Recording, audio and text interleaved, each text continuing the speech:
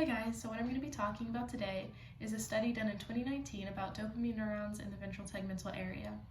Dopamine neurons are brain cells that are involved in reward processing. So whenever you do something that's rewarded, like if you do something in a video game that wins you the game, your dopamine neurons will be activated. The ventral tegmental area, it's right there, it's part of the midbrain, and it is highly involved in the development and expression of behaviors associated with drug use. So there's lots of dopamine neurons in the ventral tegmental area, which I'll just call the VTA from now on. And these researchers wanted to find out if these neurons had the same function overall or if they were multiplex, meaning that they had multiple different functions. So in order to find this out, the researchers got a bunch of mice and set them up in a virtual reality maze. And they cued the mice to go a certain direction, either left or right. If the mice went the right direction, they were given a reward of water. And if they went the wrong direction, they were given a tone and a timeout. So, to actually be able to see these neurons individually and image them, the researchers used a molecule GCamp, which they injected into the mouse's brain above the VTA, and a 2-photon microscope, which is just a special optical technique that allowed them to see deeper than the surface level of the brain. So the molecule GCamp glows when there's neuronal activity, meaning that when one of these dopamine neurons was activated, the researchers could use the 2-photon microscope to actually see that change in fluorescence and come up with some data about the neurons. So they found that during the cue period of the maze, which is when the mice were cued to go either left or right, these neurons were multiplex, meaning that they had multiple different functions.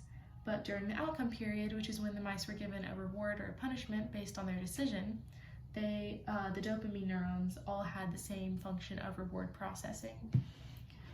So, looking at the change in fluorescence of these neurons using the 2-photon microscope and the molecule GCamp, as you can see in this figure, the researchers made a bunch of different graphs with the neurons' activity for a bunch of different variables. So, for example, there's position, meaning the mouse's position in the maze, speed, the mouse's speed going through the maze, acceleration, how fast the mouse accelerates through the maze, etc. So we're going to look at position, which I'll just blow up a little bit so it's easier to see. So out of the 303 neurons that these researchers looked at, they found that 91 were actually involved in position. So this colored graph shows these 91 neurons change in fluorescence based on the mouse's position in the maze. So each horizontal line is an individual neuron. And as you can see, the colors are different for each neuron. So this just means that these different neurons responded differently to different positions in the maze. So to break it down a little and make it easier to see, the researchers took out one neuron from this graph and made its own graph of change in fluorescence over the mouse's position in the maze. And as you can see, as the mouse progressed further through the maze, this dopamine was activated more. So this is just an example of how these dopamine neurons in the VTA not only have many different functions, but within these functions, each individual neuron behaves uniquely and differently to one another. So that is all I have for you guys today. Thank you for watching.